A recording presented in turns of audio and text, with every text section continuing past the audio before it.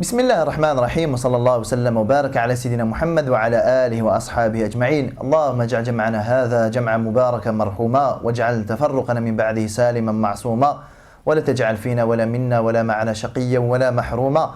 اللهم أخرجنا من ظلمات الوهم وأكرمنا بنور الفهم وحسن أخلاقنا بالحلم واجعلنا هداة مهديين غير ضالين ولا مضلين. On s'était arrêté la semaine dernière sur ce magnifique travail qu'avait réalisé Sidna Abu Bakr radiallahu anhu wa ardah, qui consistait au fait d'impliquer plus ou moins l'ensemble de sa famille, ses enfants surtout, dans le processus même de l'émigration du prophète sallallahu alayhi wa sallam et de lui-même radiallahu anhu wa ardah.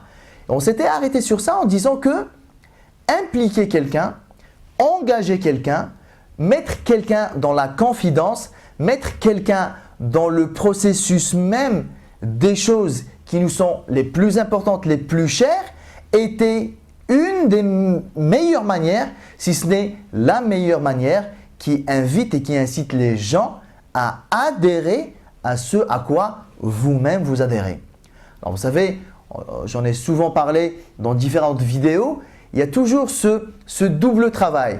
Alors soit vous allez faire de la persuasion, vous allez tenter de persuader les gens, vous allez argumenter, vous allez tenter de les convaincre en avançant des arguments, vous allez expliquer les choses. Vous savez, tu sais mon fils, tu sais ma fille, il y a ça, il y a ça, il y a Allah, il y a la vie dernière, ça c'est bien, ça c'est pas bien. Voilà tout ce que beaucoup de parents font et malheureusement pensent suffisant. Et il y a la deuxième démarche qui consiste à pas beaucoup expliquer les choses, que ça vienne en appoint, on veut bien, mais mettre à contribution ses propres enfants, voilà, les inciter à mettre la main à la pâte. Ça, c'est quelque chose qui est plus efficace. C'est ce que Sidna Abu Bakr a fait. Bon, Asma, tu nous fais ça s'il te plaît. Aïcha, tu aides ta soeur. Abdullah, toi tu restes la journée à Makkah, le soir tu viens chez nous. Il a dit à son servant, t'attends que mon fils il reparte, toi tu passes derrière lui, comme ça tu effaces ces traces de pas avec les moutons. Bref, il a impliqué tout le monde. Et on avait dit que ça avait super bien marché parce que l'ensemble de la famille de Sidna Abu Bakr avait finalement adhéré à l'islam. Et le dernier, le retardataire de la famille était son propre père, Abu Quhafa, qui s'est converti l'année de l'Fath. Et ça, c'était quelque chose de très important parce que ça permet aux personnes que vous impliquez. Classiquement, aujourd'hui je fais cette vidéo où je vous en parle, mais l'exemple le plus concret, c'est le fait d'impliquer son conjoint, d'impliquer son épouse, d'impliquer son mari, d'impliquer ses enfants, d'impliquer ses parents, d'impliquer sa famille dans ses choix de vie. Alors j'ai décidé de mener ce mode de vie-là, j'ai décidé de prôner cette éducation-là pour mes enfants, j'ai décidé de suivre ce chemin-là. La meilleure façon, la meilleure méthode qui va vous garantir le plus de chances de réussite à voir votre propre famille adhérer à ce que vous-même vous prenez, la meilleure des manières, c'est de les impliquer dedans. Contrairement à l'erreur classique qui consiste à faire un petit peu son bout de chemin tout seul, faire un petit peu le cavalier solitaire et à un moment donné, essayer de rallier l'ensemble de sa famille à sa propre cause. Généralement, ça ne marche pas super bien. Parce que nous, notre but, c'est quoi? C'est que notre entourage, nos enfants, nos conjoints, nos parents, nos familles, nos amis, les personnes auxquelles nous tenons le plus, on aimerait les voir adhérer à nos propres convictions. Et mieux que ça, on aimerait les voir agir comme nous aimerions qu'ils agissent, même en notre absence. Et là, on va le voir avec Sidna Abu Bakr, comme quoi ça s'est très bien vérifié également. Sidna Abu Bakr, donc en ayant impliqué l'ensemble de quasiment l'ensemble de sa famille, ses enfants notamment, on voit que ces derniers, ils ont très bien intégré la vision de leur propre père. En fait, ils se sont appropriés la cause de leur père, qui n'est autre que la cause du prophète sallallahu alayhi wa sallam. D'ailleurs, ce que Abu Bakr a fait avec sa propre famille, c'est exactement ce que le Nabi sallallahu alayhi wa sallam a fait avec les premiers sahaba. Il les a de fait et d'emblée impliqués. C'est ce qui fait qu'ils se sont appropriés de da'wah, ils se sont appropriés cette mission-là. Le Nabi sallallahu alayhi wa sallam, il l'a fait avec sahaba, Sidna Abu Bakr, il l'a fait avec ses propres enfants. Regardez ce qui s'est passé après la sortie du prophète sallallahu alayhi wa sallam et Sidna Abu Bakr. Asma, sa fille, radiallahu anha, ardaha, qu'est-ce qu'elle nous dit? Elle nous dit, le jour où Nabi sallallahu alayhi wa sallam et mon père sont sortis, ils ont quitté la maison, ils ont quitté Mecca en direction de Ghar Thawr, mon grand-père, qui, Abu Quhafa, qui est le père de son père, le père de Sidna Abu Bakr, c'était un vieil homme aveugle. Il a dit à Asma, il a dit, je suis sûr que votre père, donc Abu Bakr, je suis sûr qu'il ne vous a rien laissé. En bien, en argent, en dirham et en dirham. Je suis sûr qu'il ne vous a rien laissé. Je suis sûr qu'il a préféré tout prendre et ne rien vous laisser. C'est ce qui était le cas. Premièrement, ça montre que Abu Quhafa, il connaît bien son fils. Ça, c'est déjà j'aimerais dire que c'est un bon point pour Sidna Abu Bakr. Ça veut dire sa générosité et son investissement et son dévouement et sa présence et son engagement auprès du prophète sallallahu alayhi wa sallam et auprès de Da'wa n'était un secret pour personne. Ça, c'est quand même quelque chose de magnifique. Tout le monde savait qu'Abu Bakr était le genre à se sacrifier, à tout donner. Vous savez quoi? Non, mieux que ça. Tout le monde savait qu'Abu Bakr était le genre de personne, pas à tout donner pour Nabi sallallahu alayhi wa sallam. Tout le monde savait qu'il était le genre de personne à se donner pour Nabi sallallahu alayhi wa sallam. Se donner déjà lui-même. Alors son argent, franchement, c'est le dernier des soucis de Sayyidina Abu Bakr. Radallahu anhu wa ardah. Donc Abu Quhafa, qu'est-ce qu'il dit? Donc le père de Abu Bakr, il dit à Asma, je suis sûr qu'il a préféré tout prendre, en gros pour son ami. Rappelons qu'Abu Quhafa, au moment-là, n'est pas encore musulman. Je suis sûr qu'il a privilégié son ami, il a préféré tout prendre pour son ami que de vous laisser à vous le moindre dirham, le moindre dinar. Alors Asma, qu'est-ce qu'elle a fait au moment-là? Radiallahu anha wa ardaha. C'est vrai, hein? Abu Bakr est parti, il n'a rien laissé. Ça, c'est vrai. Alors Asma, quel est son positionnement par rapport à Da'wa? Quel est son positionnement par rapport à la mission du prophète sallallahu alayhi wa sallam? Et quel est son positionnement par rapport à la mission de son père? Est-ce que, ouais, il m'a demandé, peut-être on peut imaginer ça. Oui, il m'a demandé de préparer à manger, sans plus. Moi, je n'adhère pas trop à leur truc. Bon, voilà, c'est mon père, je lui dois quand même l'obéissance. Il m'a demandé de préparer à manger, j'ai fait à manger. Voilà, j'ai préparé 2 besaces, une de nourriture et une avec de l'eau, tout ça. Mais moi, leur truc, j'adhère pas trop. Est-ce que c'était ça ou quoi? Parce que le fait qu'elle se soit exécutée ne prouve pas en soi que elle était vraiment une fervente adhérente à cette mission-là. Non mais regardez, lorsque son grand-père il lui a dit ça, en gros il a jeté un petit peu le tort sur Abu Bakr pour quelque chose qui était vrai. Asma, qu'est-ce qu'elle a fait? Elle nous dit, j'ai pris un tissu, enfin comme une petite bourse, et dedans j'ai mis des cailloux, des petites pierres que j'ai couvertes, cette bourse, je l'ai couverte avec un autre tissu, et j'ai dit à mon grand-père, non, Abu Bakr, notre père, il nous a laissé un bien énorme. Elle n'a pas menti là. Elle n'a pas dit il nous a laissé beaucoup d'argent, beaucoup de dirhams et beaucoup de dinars. Elle n'a pas dit ça. Elle a dit il nous a laissé un énorme bien. Il nous a laissé beaucoup de biens. Elle a dit vrai ou elle a dit faux? Bien sûr qu'elle a dit vrai. De quel bien elle parlait? Il nous a laissé l'islam. Il nous a laissé l'iman. Il nous a laissé la foi en Allah subhanahu wa ta'ala. Il nous a laissé avec cette chance d'être parmi les proches du prophète sallallahu alayhi wa sallam. Rappelons qu'il a dit au prophète sallallahu alayhi wa sallam, ce sont ta famille. Il nous a laissé dans un bien fou, dans un bien énorme.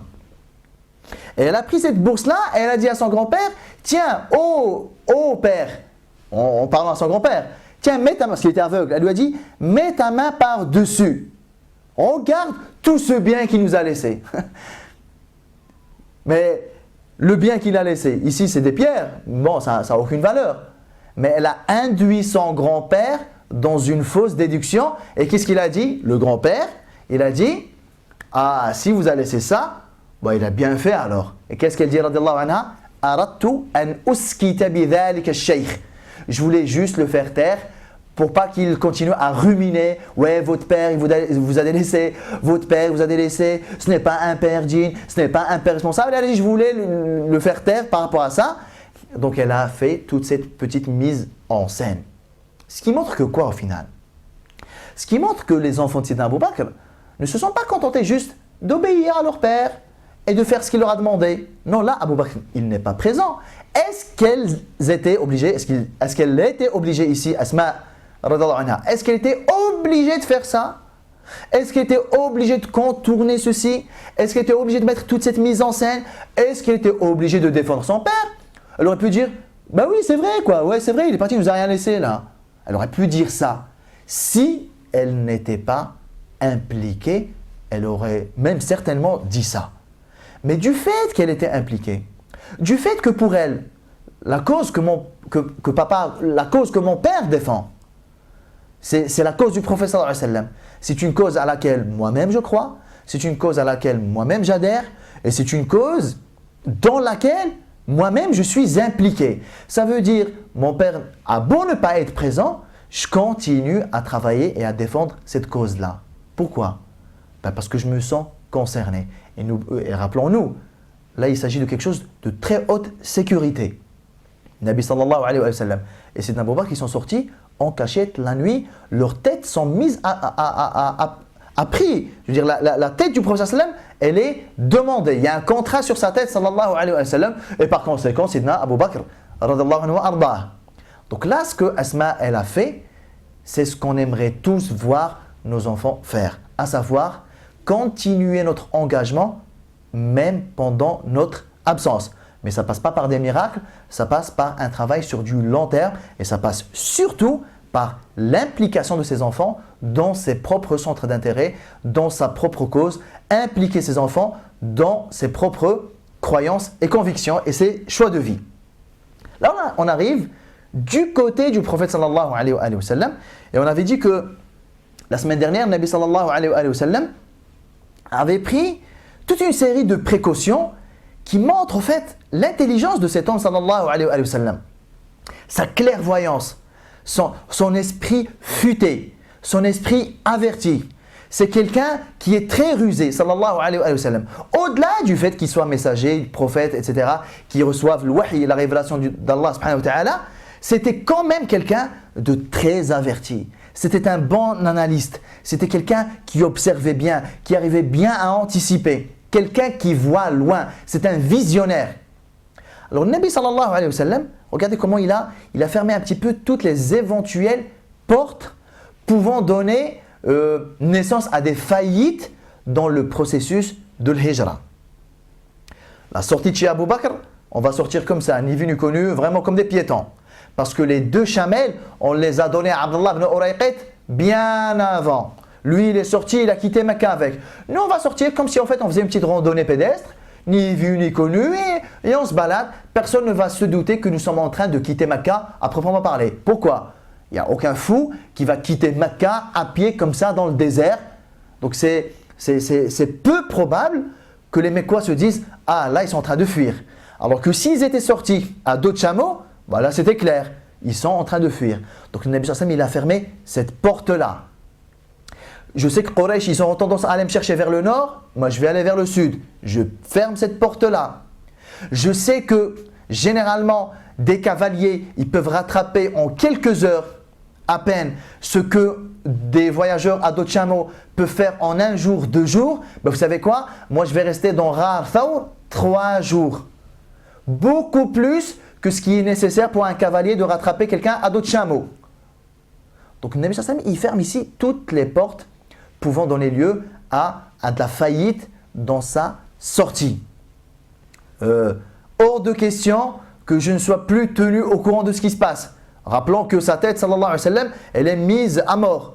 Donc je laisse quelqu'un à Mecca pendant la journée et le soir quand tout le monde dort, lui il vient chez nous à Ghar Thawr. Mais pour ne pas laisser de traces, on va faire le chemin inverse par le troupeau de moutons pour effacer les traces. Voilà.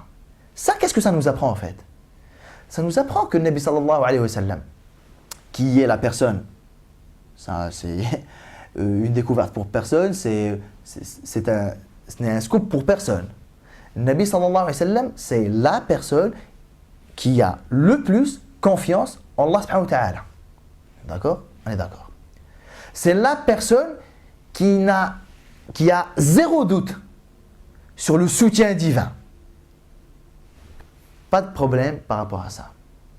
C'est la personne à qui Allah subhanahu wa ta'ala a fait déjà vivre et faire des miracles. S'il y a bien une personne qui est on ne peut plus convaincu de ce qu'Allah subhanahu wa ta'ala il est capable de faire pour ses bien-aimés, c'est bien le Nabi sallallahu alayhi wa sallam. Rappelons que l'Isra et le Mi'raj, ce n'est pas si vieux que ça. Malgré ça, mais qu'est-ce qu'on voit? On voit que le Nabi sallallahu alayhi wa sallam, pour sortir de Makkah, il a pris énormément de précautions, comme si c'était quelqu'un qui doutait ou qui avait peut-être peur. Écoute, j'ai trop peur que Quraysh me rattrape.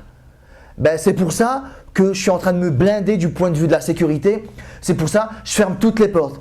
On ne sait jamais. Pas que Quraysh il me tombe dessus et pas que Quraysh il me tue.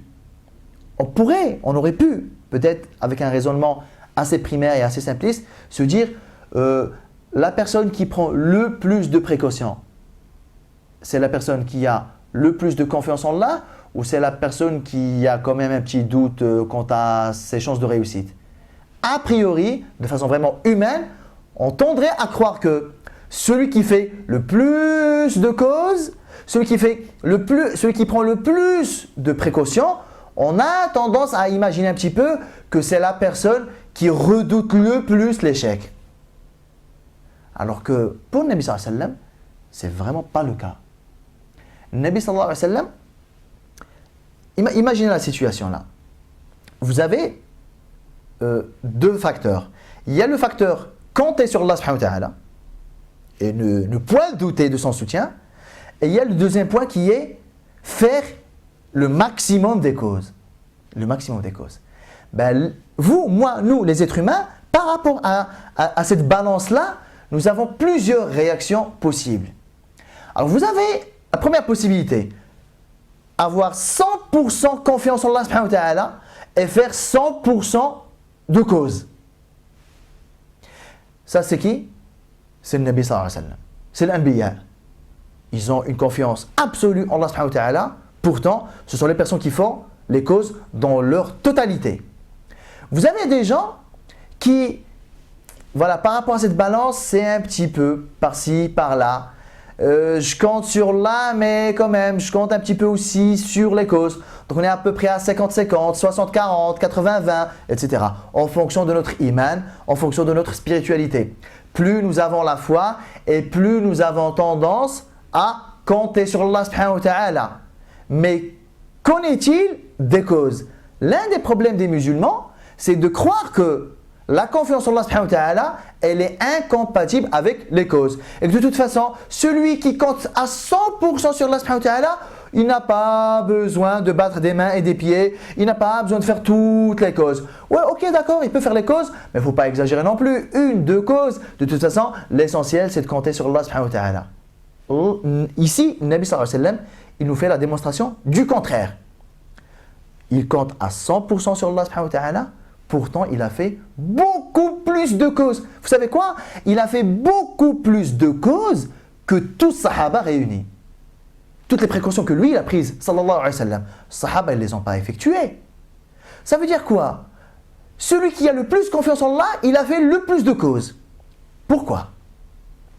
Parce que le Nabi sallallahu alayhi wa sallam, il est en train de nous apprendre quelque chose de fondamental. Le fait de faire les causes, voilà. Quelque chose de simple à comprendre, Inch'Allah ta'ala. Allah subhanahu wa ta'ala nous a demandé des choses à faire. Réaliser ces choses-là se fait en fonction d'un certain nombre de moyens et d'un certain nombre d'outils. Allah subhanahu wa ta'ala veut de notre part une ubudiyya, une servitude. Nous allons adorer Allah subhanahu wa ta'ala et par les finalités et par les moyens. Le fait de faire les causes est une ibada en soi. Parce que Allah subhanahu wa ta'ala nous a demandé de les faire. Allah subhanahu wa ta'ala, il a demandé au prophète sallallahu alayhi wa sallam de faire le hijra. Les causes de l'hijra font partie de l'ibada. Et pourquoi le Nabi sallallahu alayhi wa sallam, il a fait le maximum de causes possibles? Il y a quelque chose, moi, la première fois que j'ai pris part de ces événements de Sira, la première fois où j'ai lu Sira, etc., quand je suis arrivé à ce moment-là, je me disais, mais attendez. Là, le Nabi sallallahu alayhi wa sallam, quand il est sorti de chez lui, et quand il a laissé Sidna Ali dormir à sa place, quand il est sorti de chez lui, Allah subhanahu wa ta'ala, qu'est-ce qu'il a fait au moment-là? Allah subhanahu wa ta'ala, il a aveuglé Quraysh. Le Nabi sallallahu alayhi wa sallam, il est sorti devant eux. Il a même pris de la poussière pour les rabaisser davantage. Il a pris de la poussière et il les a jetés sur eux. Là, ils étaient aveuglés. Mais pourquoi? Pourquoi au moment-là, le Nabi sallallahu alayhi wa sallam n'est pas parti? Tiens, il ne me voit pas là. Vous comprenez ce que je veux dire? Il est sorti. Le risque, c'était que quoi? Que Quraysh le voit parce qu'ils allaient lui faire du mal, ils allaient peut-être le tuer. Ce risque-là, Allah, il l'a annulé. Vous savez quoi? Les gens-là, Allah Ta'ala, il les a rendus aveugles au moment-là. Ça faisait quoi que Allah Ta'ala laisse Quraysh aveugle pendant 10, 15, 20 jours, le temps que le Nabi sallallahu alayhi wa sallam arrive à Al-Madina? Tiens, voilà, on a parlé la dernière fois de l'Isra et le Mi'raj. Ça faisait quoi que Allah subhanahu wa ta'ala, il envoie le Buraq? Le Buraq qui est cette monture qui a emmené le Nabi sallallahu alayhi wa sallam de Mecca jusqu'à l'Aqsa. Elle l'a emmené en quelques coups de patte. Tiens, pourquoi là, pour le Hijra, Allah subhanahu wa ta'ala n'a pas envoyé le Buraq pour le Nabi sallallahu alayhi wa sallam? Et comme ça, on règle cette histoire-là. Tiens, Allah ta'ala, il aurait pu faire autre chose. Tiens, pourquoi le Nabi sallallahu alayhi wa sallam n'a pas été téléporté comme ça, en un clin d'œil? Hop, il est à Mecca, hop, il est à Medina. Quraysh n'y aurait rien vu. Pourquoi Allah subhanahu wa ta'ala n'a pas fait sortir le Nabi sallallahu alayhi wa sallam de Mecca et ne l'a pas fait arriver à Al-Madina via des miracles? Même s'il y a eu des petits miracles au passage, le miracle de Quraysh, ils ont été rendus aveugles, mais c'est des miracles, on va dire, ponctuels. Pourquoi Allah Ta'ala n'a pas usé de sa puissance pour prendre le Nabi sallallahu alayhi wa sallam et le mettre à Al-Madina? Et Quraysh, voilà, débrouillez-vous maintenant. Pourquoi? Parce que le Nabi sallallahu alayhi wa sallam, et ça c'est vrai ici, mais c'est vrai partout. Et on en avait même parlé quand on avait abordé l'Isra et le Mi'raj. Vous vous en souvenez? On avait dit que le Nabi sallallahu alayhi wa sallam, lorsque il est dans un miracle énorme là, il sort de Mecca, il monte à bord de le Buraq, accompagné de Sidna Jibril alayhi salatu wa sallam, une monture incroyablement puissante, incroyablement rapide. Ça y est, le Nabi sallallahu alayhi wa sallam, il est déjà dans le miracle. Et souvenez-vous, quand il est arrivé à l'Aqsa, quelle est la première chose qu'il a faite, sallallahu alayhi wa sallam? Attacher le Buraq. Là où les gens habituellement attachent leur monture. Mais là, au moment-là, on s'était interrogé. De quoi avait peur le Nabi sallallahu alayhi wa sallam? Est-ce qu'il avait peur que le Buraq parte et qu'il le laisse en galère à l'Aqsa?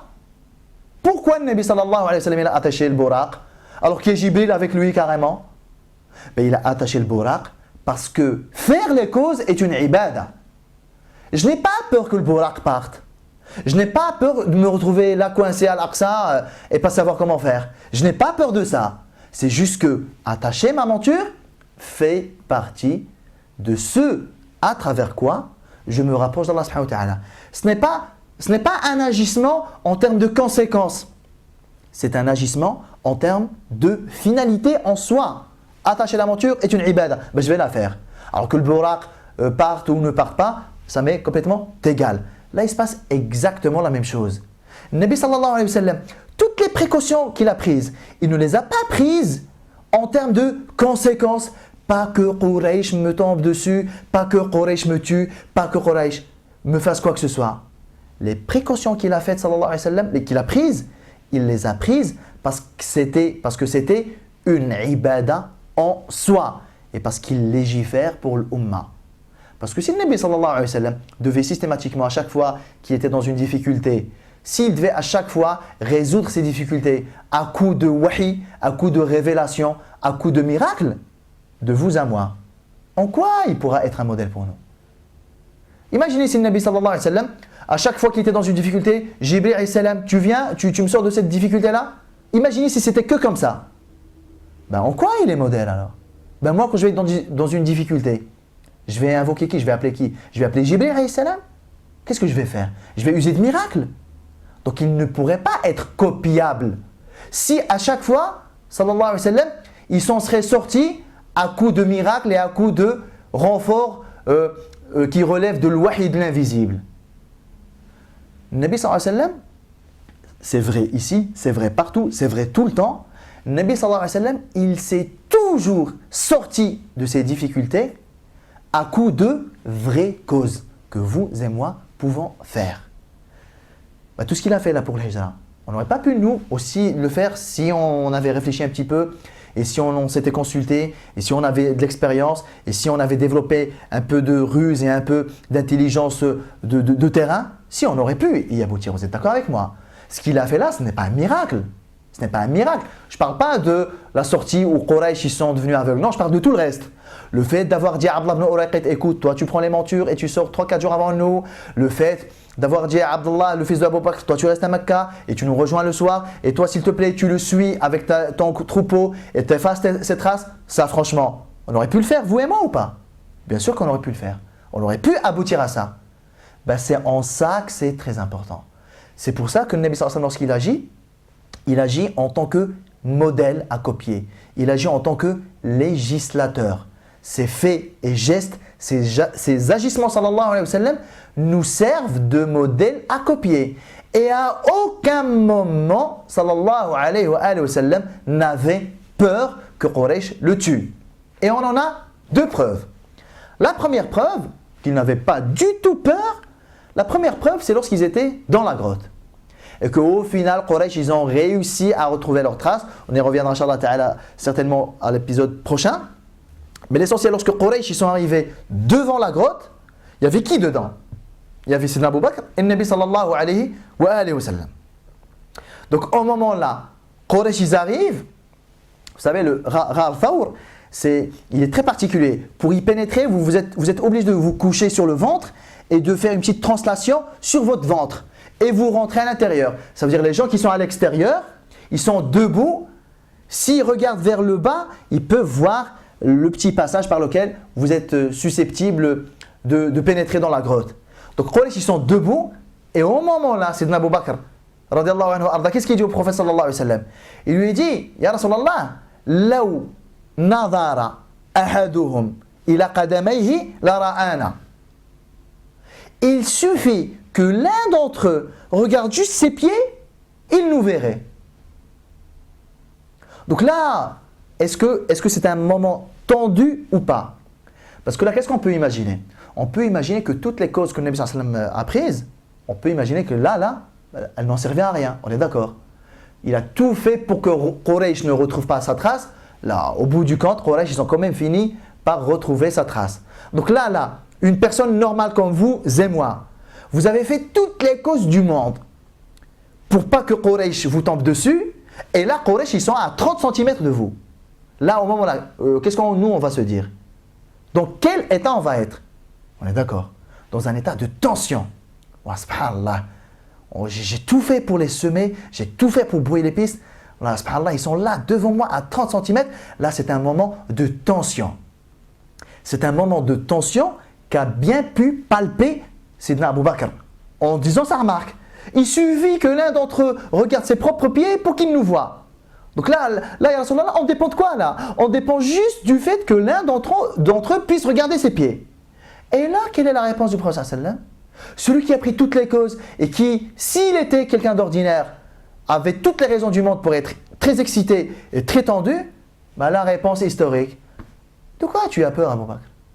Que penses-tu de deux dont Allah subhanahu wa ta'ala est le troisième? Moi, j'ai aucun souci. Hein. Vous vous rendez compte? C'est quand même incroyable, subhanallah. Tu t'attends peut-être à ce que le Nabi, à ce moment-là, il soit très tendu, très concentré, ou là, qu'est-ce qui se passe là? Qu'est-ce qu'on devient? Quel est le plan B au fait? Quel est le plan B si jamais, effectivement, Quraysh nous regarde, quel est le plan B? Peut-être qu'au moment-là, quelqu'un d'ordinaire, il était déjà dans la réflexion, ou là, attends, qu'est-ce qu'on fait? Qu'est-ce qui se passe? Attends, là, franchement, ça risque de dégénérer dans 5 secondes.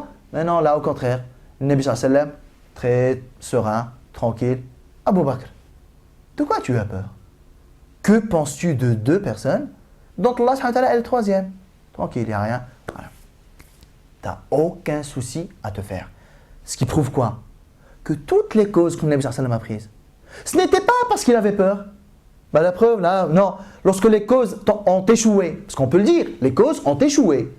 Lorsque les causes ont échoué, ben, ça n'a pas ébranlé le moins du monde la sérénité, la confiance et la tranquillité et la confiance du prophète sallallahu alayhi wa sallam. Ce qui indique clairement qu'à aucun moment, il, sallallahu alayhi wa sallam, n'a compté sur la moindre des causes. J'ai fait toutes ces causes-là ben, parce que je dois les faire. Que je compte dessus? Pas du tout. Ben, la preuve, elles ont échoué ces causes-là. Ben, ça n'a rien changé au reste de l'histoire.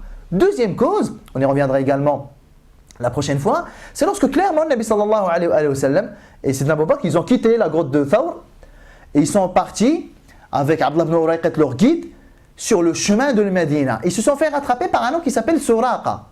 Suraqa, qui était un grand guerrier, un grand cavalier, il savait que Quraysh avait mis une rançon de 100 chameaux pour la tête du prophète sallallahu alayhi wa sallam et 100 chameaux pour la tête de Abu Bakr. Et il s'est dit, voilà, à moi cette récompense-là, voilà, je récupère 200 chameaux d'un coup. Parce que c'était un grand guerrier, c'était un grand cavalier.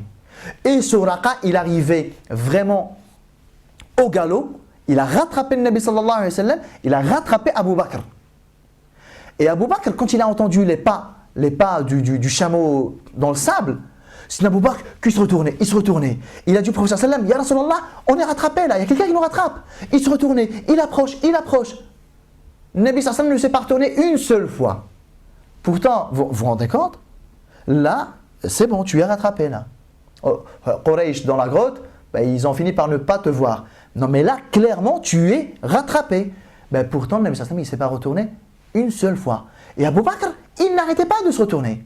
Parce qu'il avait peur pour le Nabi sallallahu alayhi wa sallam. Mais qu'est-ce qui s'est passé? Le Nabi sallallahu alayhi wa sallam continue. Ya Abu Bakr, de quoi tu as peur? En fait, c'est la même philosophie. De quoi tu as peur? Que penses-tu qu'il adviendra de deux personnes? Allah subhanahu wa ta'ala est leur protecteur. Du coup, le Nabi sallallahu alayhi wa sallam, il ne s'est même pas retourné. Et lorsque Suraqa, il arrivait vraiment à proximité du prophète sallallahu alayhi wa sallam et d'Abu Bakr, son cheval, il tombe. Suraqa, il se relève, il remonte sur son cheval, il fait 2-3 pas, il retombe. Et bref, son cheval, il a arrêté de lui obéir. À un moment donné, ses deux pattes devant, elles sont rentrées dans le sable, il ne pouvait plus se relever. Et bref, voilà, Suraqa n'a rien pu faire. Ce qui indique aussi que le Nabi sallallahu alayhi wa sallam n'a pas fait du tout ces causes-là parce qu'il avait peur, mais c'est parce qu'il devait les faire. C'est une ibad en soi. Deuxième raison, pour que ça nous serve à nous d'exemple à copier. Et c'est là où on voit la différence entre la manière dont a immigré le Nabi sallallahu alayhi wa sallam et la manière dont a immigré Sidna Omar radiallahu anhu arda. Sidna Omar, normal. Regardez, l'émigration du prophète sallallahu alayhi wa sallam, elle a nécessité une réflexion, une préparation, une logistique, un organigramme, même une hiérarchie. Toi tu fais ça, toi tu fais ça, toi tu fais ça. Vraiment une vraie logistique très puissante. Contrairement à l'immigration de Sidna Omar, radiallahu anhu arda, elle n'a nécessité rien du tout là. Sidna Omar, il est chez lui, il s'est habillé, il a pris son arc, ses flèches, son arme. Il est sorti, il est parti devant le Kaaba, il a pris 2 rak'at au Quraysh. Celui qui veut laisser une veuve et des orphelins, ben, qu'il vienne m'intercepter. Elle a nécessité quoi à la sortie de Sidna Omar? Rien du tout. Et on avait dit que, attention à ne pas dire, oui, ça c'est de la hijra, ça c'est du culot, ça c'est du courage, voilà, ça c'est quelqu'un qui n'a peur de rien.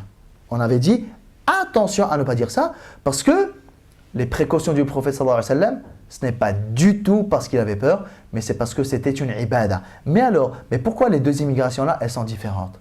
Pour une raison très simple. C'est que Sidna Omar, ainsi que les Sahaba, tous, du temps du prophète sallallahu alayhi wa sallam, et tous les musulmans, qu'ils soient parmi tabi'in, parmi les plus grands savants de l'Ummah, ce ne sont pas une source législative. Celui qui légifère pour l'Ummah, c'est le Nabi sallallahu alayhi wa sallam. La manière avec laquelle Sidna Omar a émigré n'engage que Omar. Si vous voulez copier Omar, copiez-le, mais ça ne vous engage que vous. Ce qui est important à relever, c'est les agissements du prophète sallallahu alayhi wa sallam. Pourquoi? Parce que le Nabi sallallahu alayhi wa sallam, il ne pense pas qu'à lui. Il pense à tout le monde. Omar, au moment où il a fait sa sortie, il n'a pas pensé aux autres. Il a pensé à sa propre hijra. Il n'a pas pensé à Bilal. Bilal, il n'est pas capable de faire sa hijra. On est d'accord. Une femme, la dernière fois on en a parlé, Salama, elle est capable de venir devant le Kaaba et de faire 2 rak'at et de dire à Quraysh, voilà, oh Quraysh, celui d'entre vous qui veut laisser une veuve et des orphelins qui vient m'intercepter. Ben non, ça ne marche pas pour Salama. Ça ne peut pas marcher pour Bilal. Ça ne peut pas marcher pour Suhaib. Par contre, la manière avec laquelle le Nabi sallallahu alayhi wa sallam il a émigré, ça marche pour tout le monde. Tout le monde peut prendre ses précautions. Tout le monde peut sortir la nuit. Tout le monde peut brouiller les pistes. Tout le monde peut faire ce que le Nabi sallallahu alayhi wa sallam a fait. Et ça nous renvoie à cette notion-là. Allah subhanahu wa ta'ala, ici pour le hijra particulièrement, il a demandé au prophète sallallahu alayhi wa sallam et aux compagnons d'aller à Medina. Mais Allah subhanahu wa ta'ala n'a pas légiféré la manière. Chacun émigre selon ce qui lui paraît comme étant la meilleure des manières. Omar, il a jugé que sa manière à lui ne posait aucun problème. La preuve, ça a marché, il est parti. En fait, tout le monde devait faire le hijra et tout le monde devait faire les causes, l'asbab de l'hijra. Sauf que chacun a évalué les causes selon son propre cas. Sidna Omar, il a estimé que dans son cas à lui, les causes, c'était d'aller défier Quraysh. Vous vous en souvenez? Abu Salama, il a estimé que parmi les causes de l'hijra, ben c'est pas grave. Vous voulez retenir ma femme et mon fils en otage? Retenez-les, au revoir, moi je pars. Abu Salama, il a estimé que ça, c'était sa cause à lui. Suhaib, vous vous en souvenez, on en a parlé. Suhaib, lorsqu'il s'est fait intercepter par Quraysh, ils lui ont dit: Suhaib, qu'est-ce que tu fais? Tu es venu chez nous, tu n'avais pas un seul dirham. Maintenant que tu t'es enrichi, tu pars et comme ça, tu crois qu'on va te laisser? Qu'est-ce qu'il leur a dit?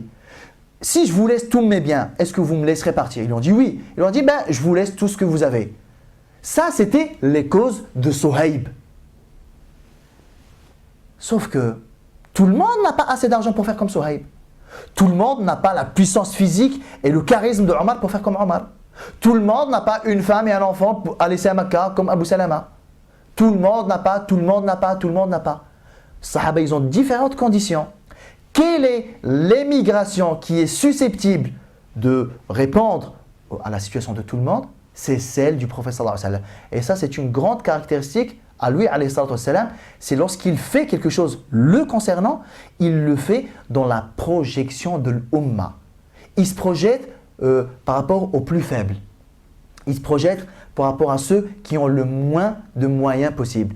Il se projette en fait par rapport à ce qui est le plus faisable. Parce que ça engage toute la umma. Les agissements de Sayyidina Omar n'engagent que Omar ou alors les personnes qui se retrouvent dans la situation de Omar. Mais ce n'est en aucun cas un exemple à suivre ici. Nabi sallallahu alayhi wa sallam, plusieurs fois on le sait, Nabi sallallahu alayhi wa sallam nous l'a dit, il a délaissé beaucoup de choses qu'il voulait, il voulait instaurer en tant qu'ibada, mais de peur que les musulmans les prennent pour des obligations, il les a délaissés parce qu'il pense à la umma. Il dit clairement: si je n'avais pas peur de causer une gêne pour ma umma, j'aurais rendu siwak obligatoire pour chaque ablution et pour chaque prière. Mais il ne l'a pas fait. Pourquoi? Parce que tout le monde n'a pas un siwak sur soi, tout le monde n'a pas accès à un siwak, etc., etc. Donc on voit que le Nabi sallallahu alayhi wa sallam, ses décisions à lui, ses choix à lui, ce sont des choix copiables. Ce sont des choix qui s'adaptent à toute la condition de toute la umma. Lorsque Jibril alayhi salam, il est descendu une fois pendant Ramadan pour réviser le Coran avec le Nabi sallallahu alayhi wa sallam, il a récité de différentes manières. Qu'est-ce que le Nabi sallallahu alayhi wa sallam il a répondu lorsque Jibril alayhi salam lui a dit: Inna hadha al-Qur'ana unzila ala sab'ati ahruf faqra'u ma tayassara minhu. Ce Coran, il a été révélé selon 7 manières de lecture différentes en fonction des langues et des différences linguistiques des Arabes. Lisez-en ce qui vous est possible de lire. Et là, le Nabi sallallahu alayhi wa sallam, pourquoi Jibril alayhi salam il a dit ça? Parce que le Nabi sallallahu alayhi wa sallam, il a sollicité Jibril. Il lui a dit: Ya Jibril, inni ursiltu ila ummatin ummiya. J'ai été envoyé à une nation illettrée. Minha al-shaykh al-kabir wal-ajuz wal-sabi wal-ghulam wal-jariya wal-rajul alladhi lam yaqra' kitaban qat. C'est là où vous voyez que le Nabi sallallahu alayhi wa sallam, il se projette loin. Oh Jibril, tu m'as révélé plusieurs manières de réciter le Coran. Tout le monde n'est pas capable de réciter tout ça. Pourquoi? Parce que j'ai été envoyé à une nation illettrée. Il y a parmi elles le vieil homme. Il y a parmi elles la vieille femme. Il y a parmi elles, cette umma-là, le jeune garçon, la jeune fille, ainsi que l'homme qui n'a jamais rien lu, le moindre livre, la moindre lettre de sa vie. On voit clairement que le Nabi sallallahu alayhi wa sallam, dans sa législation, il voit large, il voit loin, il voit pour tout le monde. Siru sayra du'afa, et comme il a dit sallallahu alayhi wa sallam, lorsqu'il partait en bataille, lorsqu'il partait en voyage, il disait avancer selon le rythme du plus faible. Donc on voit que le Nabi sallallahu alayhi wa sallam, son émigration à lui, alayhi salatu wa sallam, elle répond à un besoin qui est beaucoup plus large, celui de la Ummah toute entière. L'émigration de Sidna Omar, elle répond à un besoin qui est particulier, qui est celui de Sidna Omar, radiyallahu anhu arda. On reviendra, inshallah ta'ala, sur la suite de l'Hijra la semaine prochaine. Wa sallallahu sallam wa barak ala Sidina Muhammad wa ala alihi wa ashabihi ajma'in. Walhamdulillahi rabbil alamin.